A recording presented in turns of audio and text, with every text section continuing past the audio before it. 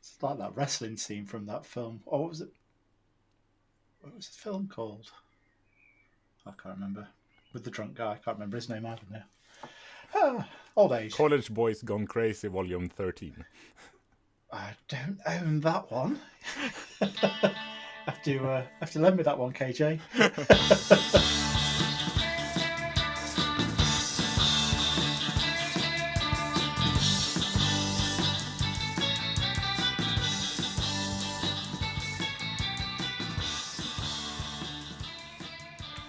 Sounds like one of those movies you might remember them with fondness, but if you rewatch them, it's gonna be like really, yeah, no, this was not it.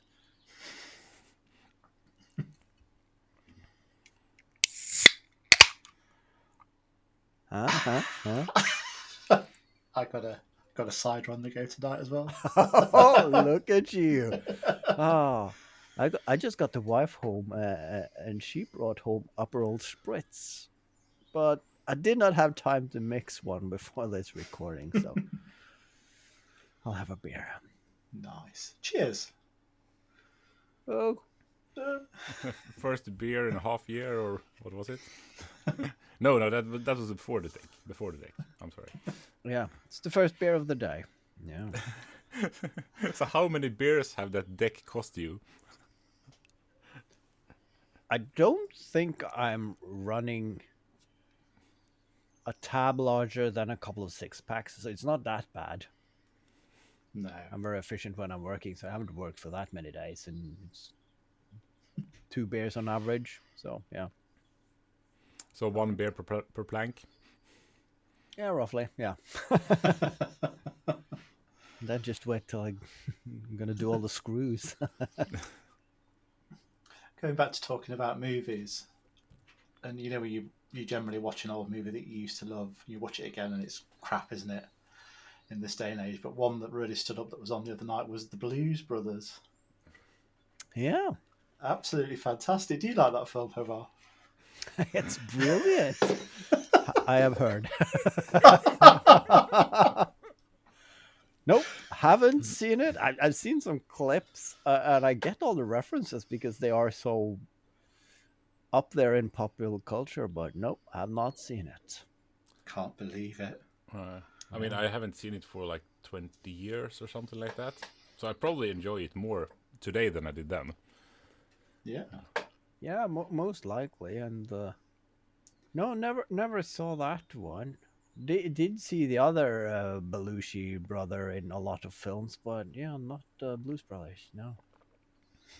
And then I seem to shock some people as well because it's been all over the interwebs. They're gonna do a Spaceballs 2. Yep, I haven't seen the first one there either, but I still got a few years because I thought, was it 2027 they're gonna launch it or something? So something like that, yeah. Yeah. I have seen the first one, but gosh, I can't remember it. Same. Did they say they'd released it? The original was 36 years old? Something That like sounds that, about right. Like that, yeah. Yeah, it's not my favorite Mel Brooks film, at least. Wise. When I was a kid, it was definitely Blazing Saddles. I was just about to say Blazing Saddles got fond memories for me. Yeah, the fart scene. Yeah. That was really up my alley, and I did not understand all the racism thing. No. That was a very heavy, big part of the movie, but that went totally over my head. I just wrote that. Young Frankenstein is always. Yeah. A good Have you one not seen Blazing Saddles either? Not only have I not seen it, but I'm drawing a blank on the title. I had to write that down so I can Google it later. Gosh. Living up north in Norway. I mean here in Sweden, it's a little bit special because the first one, the producers, here we call it Springtime for Hitler, as the musical in the show. And from that, every Mel Brooks movie is called Springtime for the Sheriff, Springtime for the movie, Springtime for Frankenstein. So everyone knew that, oh, this is a Mel Brooks movie. We'll go and watch it. So Mel Brooks movies are seen by a lot bigger part of the population in Sweden than in other countries, because they had to figure out if it was a Mel Brooks movie. I get a strange deja vu here. Maybe we've talked about this already, but I think that's a Scandinavian phenomenon where we not only dub, or no, we don't really dub the movies, but we change the titles to something Norwegian, Swedish, and it's totally nonsensical. It's like, we'll call it something completely different. It's it makes no sense to me. Do you have any examples, Haavard, that spring to mind? The Shining? Yeah. It's called The Evil's Hotel. I mean, that is not the worst one. That kind of makes sense. Yeah. But it's like... I think Smokey and the Bandit is Let's Rip Off the Cop.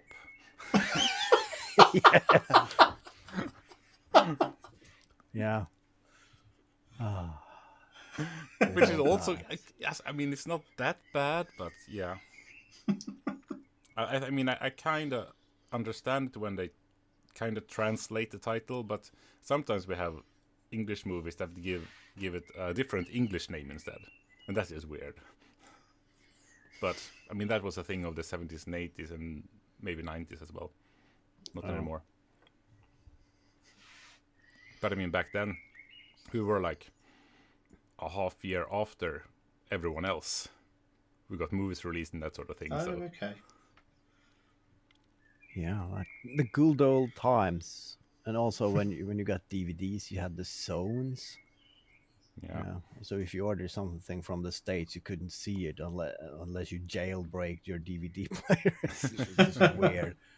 And of course, if you got a DVD ROM on your computer, that did not have any of the zones. So I remember I watched early DVDs on my computer because I had a DVD player on that one. So yeah, so I could see movies not a half year behind everyone else, but maybe three months. So, very contemporary. At the risk of sounding super old, did you have video shops where you could go and rent a video for the weekend? Oh yeah. Yeah. Video shops. I can just hear Stian in the background now going, "What's a video shop?"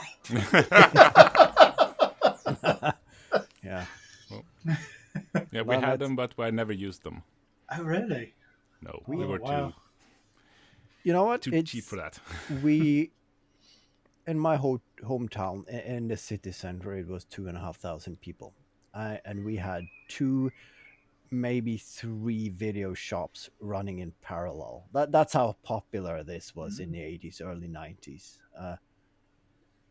And of course, all the popular movies, they had 3 or 4, and if they were rented out, you took the second best. And some of us didn't even have VCR players, so you could rent that as well. It was a huge box, came in a big plastic suitcase. Wow. I remember the first VCR we had. Oh my God, I'm old.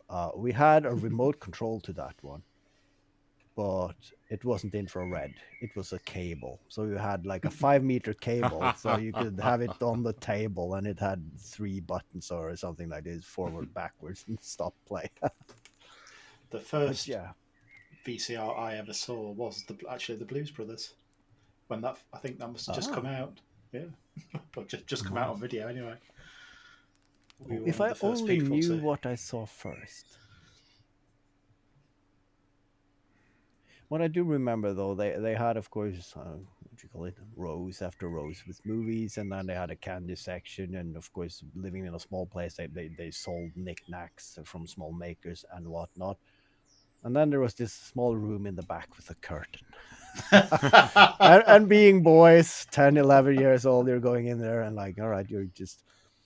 I mean, as an adult, they probably figured it out before we even entered the store, right? But you're browsing the kids' movies and all the popular, and just throwing some eyes over. And when he was away, you're trying to sneak behind the curtain just to look at the covers, which in Norway was heavily deducted because you're not allowed to show anything, right? So, good old times. May they never return. Yep. Yeah. But then again, that's something kids today will never get to experience. I mean, yeah. Waiting for a movie to come out on VHS a year after it had been on the cinema was pretty standard. I mean, I went to see a movie at Christmas time, the one with the Dwayne The Rock Johnson in, the Christmas movie, I can't remember what it's called now. And then 2 weeks later, it was out on Amazon for free. Yeah. Yeah, it shows how popular that movie was. Yeah. I mean, the kids are still nagging about when the Minecraft movie is going to be able to be streamed. You'll be able to buy it on Amazon soon enough, won't you? Yeah, I think you can. But, I mean, we have enough subscription services that at least should pop up on one of them soon enough. Yeah. But I remember, it might be my memory who is betraying me, but when a movie was on the cinemas, I remember it was there for months. I mean, you can go and see one movie 3 or 4 times. You're lucky today if one of the big blockbusters is on cinemas for a fortnight before it's off the list. And yeah, on Netflix or any of the streaming services. So I guess they tried a little bit harder when they actually, if they bought the film, the actual physical film. Now it's just they download a torrent from somewhere and show that, and it's easier to just to say nope. I mean, because I feel it's the few times we're at the cinema, as long as it's not a Minecraft movie or something like that, it's kind of empty in the movie theater. Yeah. Oh, really? I don't go very often, but I must always choose a popular movie. It's far too busy for me. But I don't remember which movies but I distinctly remember that I downloaded movies through LimeWire or Pirate Bay or whatever, because they were available there like months before they were available in Norway. And it was always a gamble, because you saw the file, you downloaded it, and then if it was that movie, then you got lucky, but it was usually then in Polish language and dubbed by one guy or something, or someone has recorded it in a cinema in very, very low quality. Yeah. But then, of course, sometimes people just uploaded one movie and called it something else just to have people download. Because this was in the early beginning of the internet. Instead of finding stuff online, you just called up FTP servers. That's how we shared anything. And some of the servers were set up that you just shared the address to your server, and then if people wanted to download something, they had to upload something first, and you can set that ratio. So if I had the first movie of Lord of the Rings, which was very popular, then I can say, if you want to download it, it's a 2 gig DivX file or something, then you need to upload 4 gigs first. And then, of course, that is a way of forcing people to upload stuff. But people realized quite quickly that they can just upload any crap as long as it's in the right size. So you ended up with a lot of weird shit. How many people would you force your maker video library on in that sense today? Oh, you want some gigs of video, do you? Yeah. Here you go. This is me rambling in my workshop for 5 hours. And this is all the clips that didn't make it. Exactly. Yeah. Oh. Good old days. Good old days. Shall we move on to more modern times? Who's in charge this week? Charge? No volunteers. Yeah, I'm guessing it's Haavard. I think so. It kind of feels like it. Yeah. All right. Welcome to this blast from the past. No.1 Crude Mistakes here with Glenn from No.1 Projects, KJ from Crude but Efficient, and myself, Haavard from Behind the Mistakes. Welcome. Hello. Thank you. Yeah. All right. So should we bring it Back to the Future. That's not the last movie reference this night. Sorry. Yeah. So, what you been doing? Any making, Glenn? Yes, I've done some making. So I had to think then. Good for you. Yeah. What about you, KJ? Yes, I have. Yay! No, the first thing I made after the last recording was a trolley to do some plant moving. How did that go? Yeah, great. Screwed the casters to a piece of OSB, got the plant on the trolley, moved it 3 meters to the bottom of the drive, and the trolley broke. The casters completely failed. So had to go out and buy another trolley, and spent the next 2 hours moving the plant into the back garden. So that was a great success in the end. What was the weight of that specific plant? I think the official weight was fucking heavy. It tipped off the trolley at one point sideways, but it's okay because I managed to catch it with my ear. So I've come off with a few minor injuries as well. How many new swear words did you have to learn for that experience? It was just mainly fucking olive. I'm just seeing the headlines. Gardener killed by olive tree. I mean, that would have been, yeah. I'm sorry, but that would have made it a real. I had to succeed in it because I told Michelle I was going to move the olive, and she said, "Oh, why don't you get your son over to help you? And why don't you ask a friend over to give you a hand?" I was like, "No, I'll be fine. I can do it." So at that point, I had to do it, didn't I? Yeah. But yeah, got that done, and then I spent just over a day procrastinating starting the next project. Really didn't want to start it, so I pimped my hammer instead. What was that all about? I was looking at my hammer up on the pegboard, and it just didn't look as nice as the other tools, so I shined the end, as you do. And, that sounds good, yes. Then, is that a euphemism for any? Are we actually talking about a hammer in your workshop here? I'm getting confused. I'll let you decide. I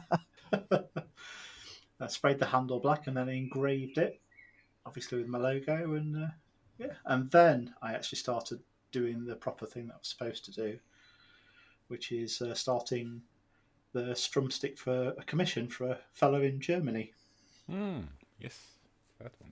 Yeah, so started on that with a big lump of apple wood that was completely off centre in the lathe, which nearly shook my bench to bits. Yeah, how was the bench after that? The bench is fine. It's not the bench's first rodeo. Because it looked interesting. Yeah, well, when I turn wood, I normally turn. I've got 3 speeds on my lathe. I always turn things on the medium setting. I drill things on the slow setting. I sand things on the fastest setting.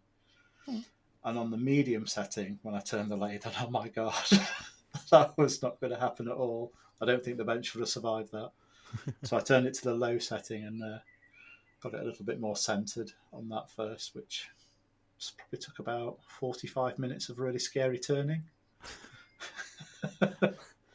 But what was it? Was it a crooked piece of wood, or did it have stuff poking out, or it was? Or were you just shit at centering it? It was a straight bit of wood. It was cut off at funny angles on the side, so I was never going to get it fully centered. But it was only probably about, I don't know, 20 mil out at the worst. But it still was that bad. It was still that bad. It was a big chunk of wood, to be fair, to start out with. Yeah, so that. It had got some mass. But yeah, it might be a little oversized for your lathe. Yeah, I think my lathe could do with a stand bolted to the floor rather than just resting on top of. Well, it's not rested; it's bolted to a bench on top. And the bench has not got the best legs underneath it, as you've seen, KJ, because I never intended that bench to have any tools on it. And now it's got all the tools on it. So yeah, that's as far as I've got with my making so far. What about you, KJ? What have you been up to?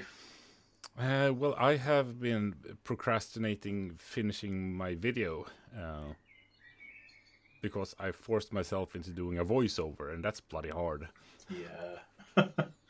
And you sit down, and I had like an 8-minute video, and then I wrote a script and recorded it. Okay, now I have 3 minutes of talking. I can't really stretch that. So then I had to file some. No, you don't say you file on it. That's a Swedish thing. I had to work some of on the script and then re-record it. And I was actually being pleased is hard for me, but I was okay with it, so to say. So now I might be done, or I might just have some tweaking left to do. Who knows? Maybe the video is out before this podcast, or around the time of this podcast. Oh, wow. That's the plan. I've had difficulty with starting this Strumstick video. It's basically almost the same Strumstick that I made last time. I do want to add a few little differences to how it looks, but not much. So I've got to come up with a different angle for the video. So I've been trying to record myself talking a little bit more than I normally would, which is tricky, isn't it? It really is. I think I've got about 4 minutes of me talking. I'm thinking if I can do that three more times, or 2 more times actually, then that's a 12-minute video, and that's long enough for anybody, isn't it? So you and me just sitting on a workshop channeling our inner Haavard. Yeah, exactly. Do you know how blessed you are, Haavard, that you have a gift of the rambling? You have the opposite problem. Gift, curse, I'm not sure. But yeah, if you start a drumstick, we can make it a collaboration. I got a box of random guitar parts. If Ryanair allows me, I'll bring some candy over and I can see if we can slap it on there. I can bring some stickers as well. That's not a bad idea, actually. Oh. Yeah, you'll be here next week. Not this time next week, but next week. Yeah, need to prepare for that. I need to buy some parts, and I need to bring the part that I'm gonna film while traveling. So that's gonna be interesting. I haven't directed my own travels before, but we'll see. I'm not gonna bring my camera, so it's gonna be filmed on the phone. We'll see how that goes. Because I hate Ryanair. I ordered the tickets, and then of course I had to go through 28 pages of answering no, and of course I got the small bag that's able to get under your seat. Now I can get my backpack under the seat, no problem, in any other airline. But yeah, they have been sending me emails every day since I ordered the tickets. Are you ready now? And remember the requirements for the luggage that I got today as an email. And yeah, fuck you. So I'm going to travel with one of my kids' backpacks, a really small one. So it's going to be one set of boxer shorts and a charger and a handle for a ice pick. That's it.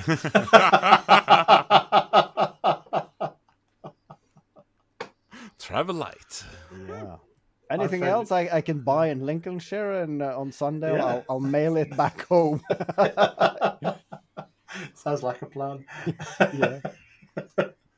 In my 2 experiences of flying with the Ryanair is that their flights always run an hour late.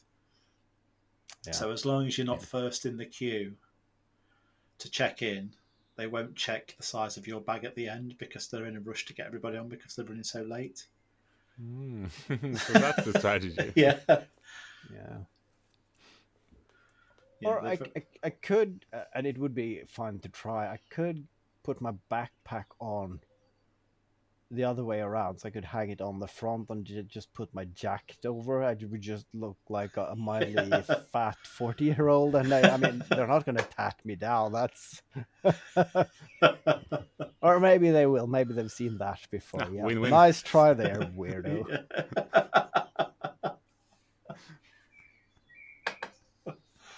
Have you done any making, Haavard? No. I've done some emergency repairs to the sheep. It didn't get thrashed. I think it actually just it blew off in the wind because we found that someone had propped it up on the ground, so it looked like it was grazing.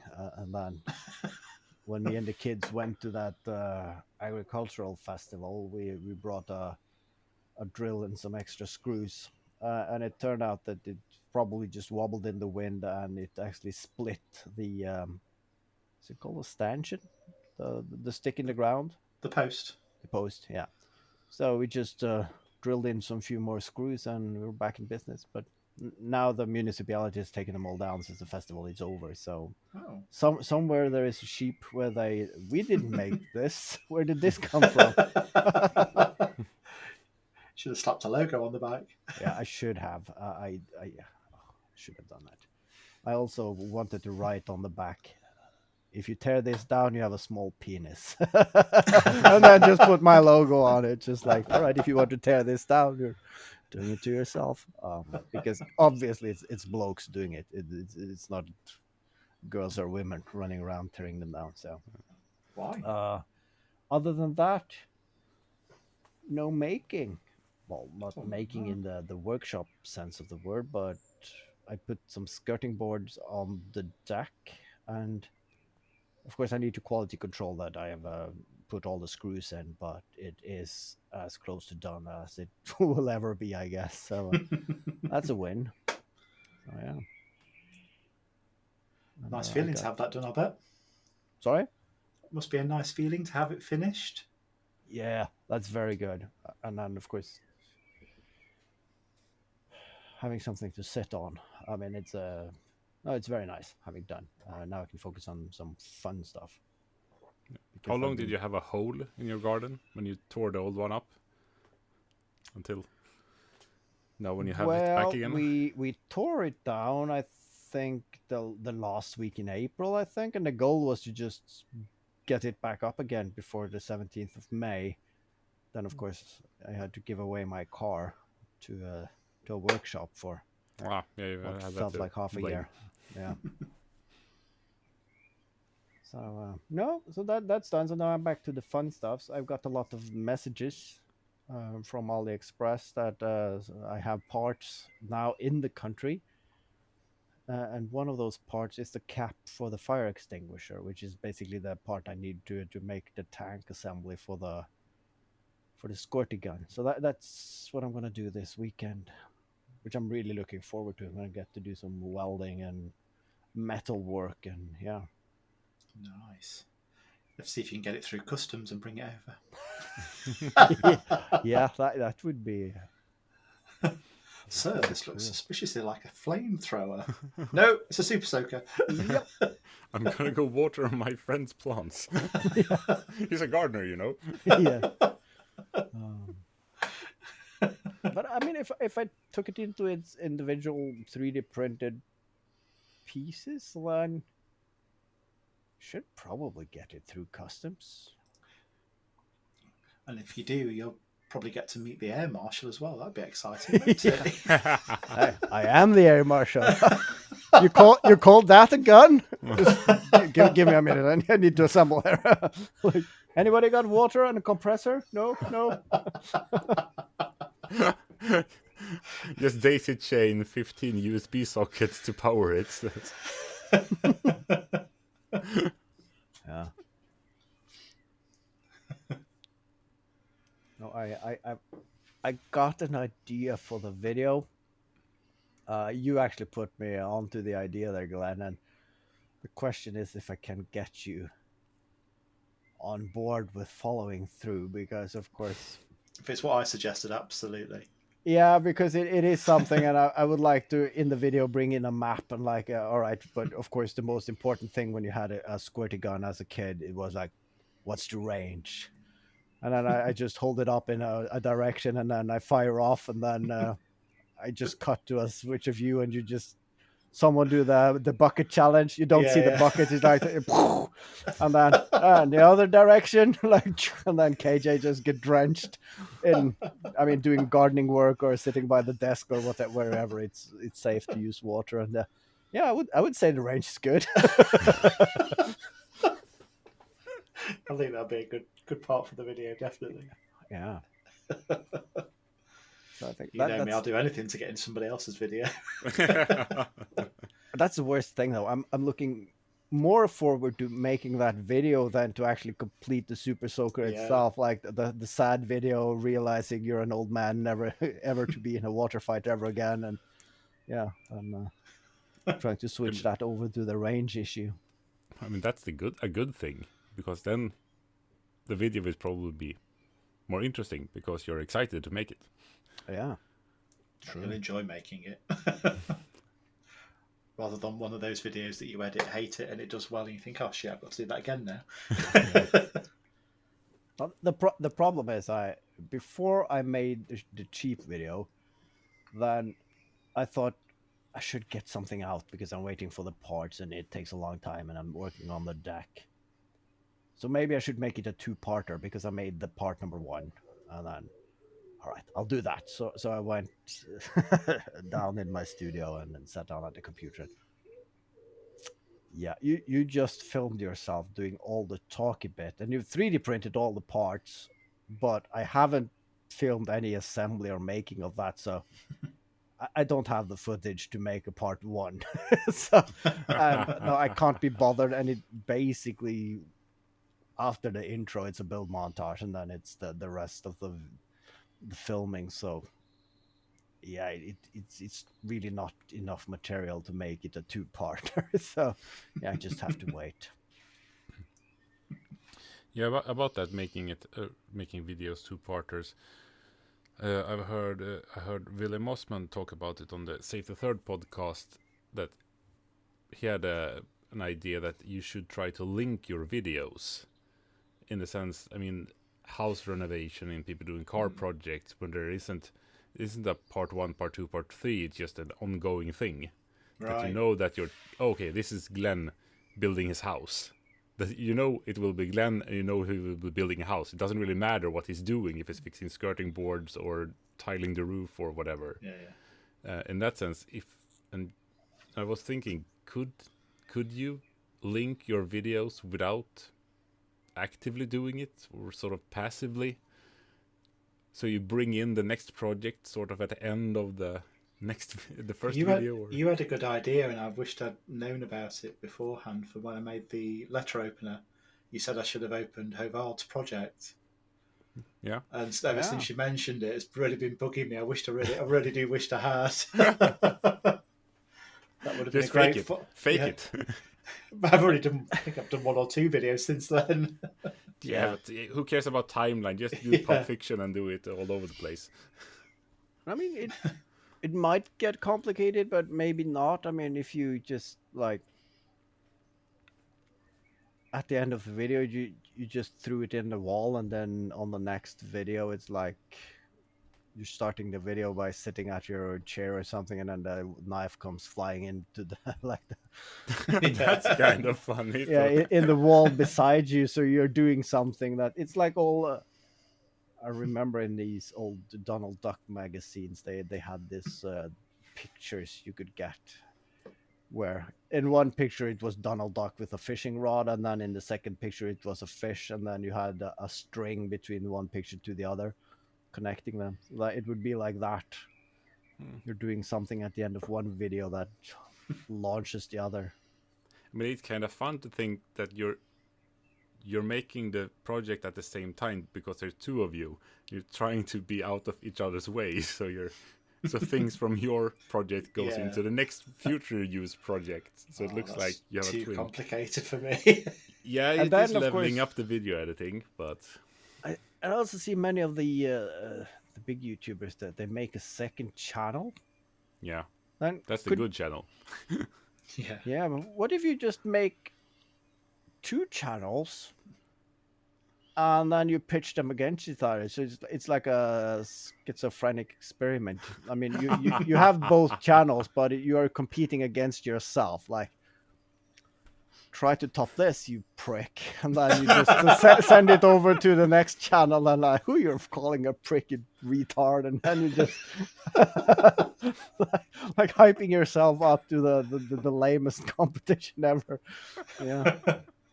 I feel like that would be a little bit tricky for you, Haavard. I mean, would you have to better your other channel in terms of projects? So if you build a Super Soaker now, would the second channel have to build a better one? I mean, that's kind of or was that the point where you turn it into a flamethrower? Yeah, I mean, yeah, I mean, you need to make things connected, but you can swap directly. I'm more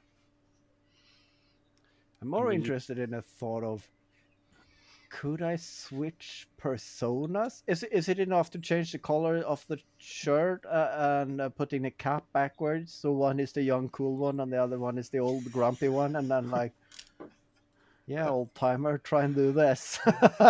one of those versions just isn't going to work. Yeah. I mean, improving the mistakes. You can just take, oh, he failed at this, now I'm going to fix it. Yeah. Yeah, Mr. Hindsight. So, yeah, that's a superpower. Yeah, you could quite easily do a second channel, couldn't you? Just fixing, the coffee grinder and stuff like that. And this is what I should have done. That'd be an interesting. I did for a brief second think, should the Hellquarter saga gets its own channel and be very specific, like the Wintergatan, because there is some people who they're following the channel, but it's like, when is the next Hellquarter video coming out? So there is people who are there for all the ramblings, and then there are people just waiting for, God damn it, I didn't sign up for a Super Soaker. Come on, give me some recorders. So yeah, Let's just have a moment of realization here, though, that everybody that's got a second channel are full-time YouTubers. As people that work full-time, it's hard enough looking after one channel, isn't it? Yeah. Well, as I said, it's the second channel that's the fun one, because that's when they're relaxes and they don't try too hard. Yeah. I tried that on my main channel. Not trying too hard. For us, that's the main channel is so you don't want to be too big. Then you have to be polished and think about numbers and sponsors, and it seems like you a drag. could also go into the description and just, this is my second channel, and then like people are like, but where's the first channel? And there isn't any. That was the best idea this evening. This is my second channel where I'm more laid back and not too strict about it. So where's the first channel? Huh? Yeah, no, this is the second one. Yeah, but where's the first? Yeah. This is the second one. You need to go to the first. Yeah, I don't show my face in the other one. It's one of those popular ones. Yeah.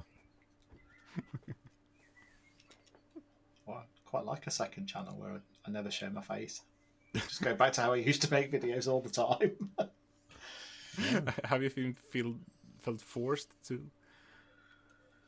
show yourself? Is it that the viewers like it? I don't know as they do, to be fair. I mean, my best performing video, there was just my hands in it, and I've never repeated that success. So I don't know. That's the funny thing, though, because if you follow this old Tony, I mean, he makes machining videos and just showing his hands, and sometimes there is a long time between his videos because he obviously has other things to do as well. What if it turns out that he is doing another YouTube channel? He's just not telling anyone. And in that film, it's like outspoken and showing himself and doing something completely different, some bass fishing or whatever. Makeup tutorials. Totally, yeah. That would have been awesome. And just not saying anything. Yeah. Oh, you've really got to admire that guy, haven't you? The way he puts a video together. Yeah. Yeah, that's... The scripts just absolutely make it. I mean, even if you're not interested in machining, it's like, the puns, the subtle dad jokes is brilliant. I mean, I just like to listen to him talk because he has a nice, soothing voice as well. So it's, yeah.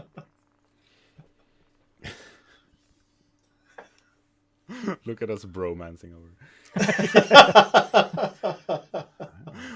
Falling to sleep, listening to other makers. Yeah, that's. That was not the direction I thought this was going.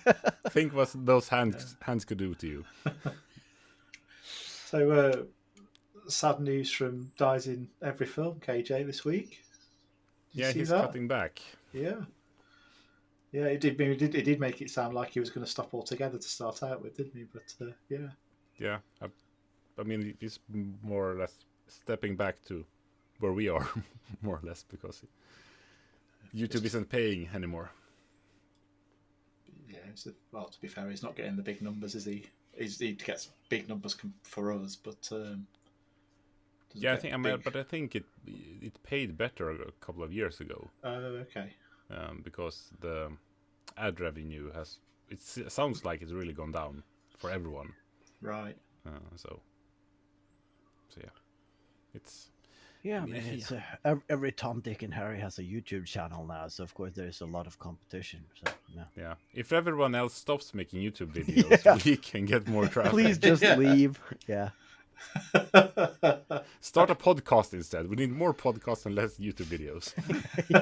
Because the money here is flowing. We don't know what we're doing with it. So come on, join the bandwagon. There's no money in podcasts. You not had a payment from this yet, KJ? Is it still just me and you, Haavard? Yeah. I guess so.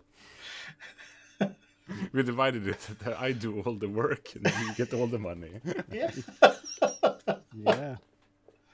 Someone's got to do it. You didn't click on the link. Oh, this is spam. They're like, oh, free money. Yes, of course. Turns out, podcast pays great. I've actually realized that I need to decide what to do for my next project.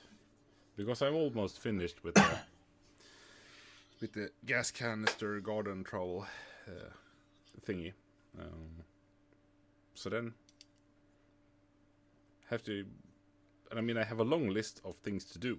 That's not a problem. It's just that none of the projects are really screaming pick me, pick me, pick me. Yeah. Tricky, isn't it? I feel like should I do a fake it and just pull one out of a hat, because then one of the other projects will probably look more enticing than that one. That could work, but I mean, then again, it's summer. You can actually take a holiday and relax and kick back, and then in the boredom, it will come to you. Yeah. Yeah. It might be hard just to relax. I don't really know what that word means. Kick back? How? That does not compute either. No. I think I'm going to go against my normal ethos of making and filming, and I'm going to do the turning part of the strum stick, put that to one side, and then knock out another quick instrument that I've been inspired to make recently. Which should be a pretty quick project. Maybe get that done in a day or two. I'm going to make an electric thumb piano. Obviously. The Coleco says something scope? I don't know. I just know it is a thumb piano. It's a small like flink, plinky, plinky, pling. Like yeah. Is that a marimba? Or is that something else? I don't know. I just know it is a thumb piano. It's something. Yeah, although those are nice. Yeah. I haven't seen an electric one, I think.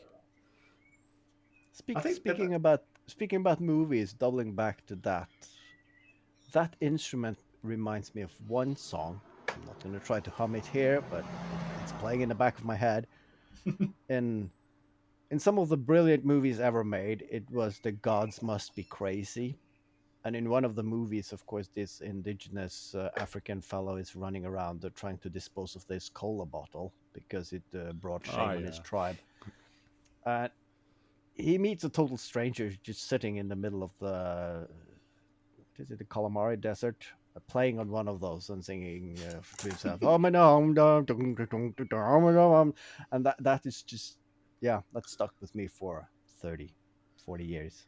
Isn't calamari squid? I think so, yes.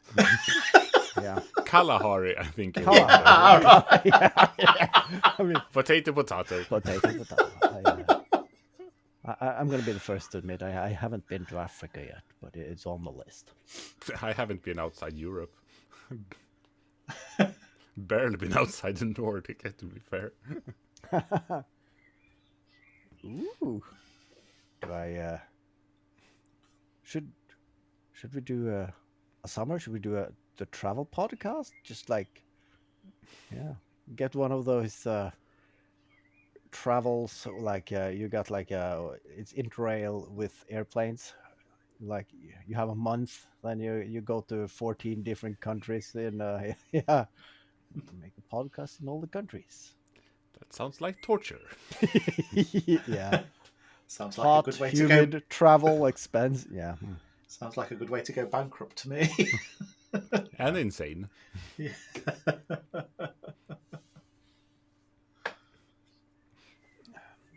Yeah. I'm guessing none of us is mentally nor physically at that point anymore. That yeah, I can live in a $10 hostel somewhere. Yeah. Yeah, those days are gone, I feel. I don't know. I think I could camp. I don't think I like the hostel idea though. I've never liked the idea of that. I've never tried it. That depends on where the campsite is, I would say. Oh, yeah. I used to camp every week at the side of a lake. I used to quite like that. It is nice, but and of course, again, with age, I've turned more into glamping. So of course, we like to rent a canoe with some friends because you can bring all your shit. You don't have to carry it, and you can bring a lot. So you're bringing the tent, you can bring a stove, you can bring firewood, so you don't have to try to find that. And yeah, you can bring bottles of wine and meat and potatoes and vegetables and anything. That's a big canoe. Yeah. Well, of course, we are several people, so we split the weight, but that makes camping more pleasurable. Yeah, I've got to admit, I didn't slum it when I was camping at the side of lakes. It was all of that, definitely. I mean, the van was parked just behind where I was camping, so yeah, that helps. Yeah. I remember it. It's probably 15 years ago. Some colleagues invited me on a hiking trip for, I think it was 3 days in the mountains, going from one cabin to another. And then, of course, 3 of us divided, like, okay, I was going to make the dinner for the Saturday and someone's going to make for Friday. And of course, I was going to do the Saturday, which was the Saturdays of days. So, of course, I brought red wine, beef, potatoes, cream, onions. I mean, making a proper meal. And then, of course, I was the last one in the posse going up. People like, why are you walking like you're carrying the world? I mean, what's in your backpack? Oh, nothing. And then, of course, when we came to the second cabin on the Saturday and I started taking everything out, like, yeah, that makes sense. And of course, when you're removing a huge load, then you feel like you're jumping miles high afterwards. So the second day, I was like a mountain goat in front of everyone, just jumping and singing "The Hills Are Alive" to the sound of music. I mean, yeah, just a bliss. Going back to the Sound of Music that you just referenced, Another movie. Yeah. Haven't seen that either.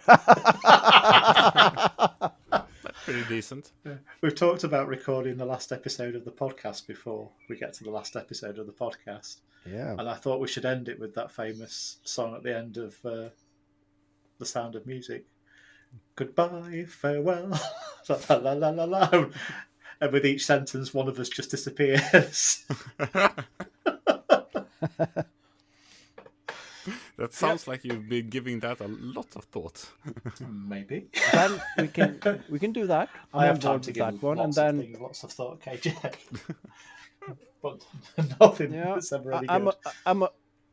I'm on board with that as the last episode, and then of course we were also talking about making the hidden episode and just upload it somewhere and not tell anyone where it is. That could be the musical episode. I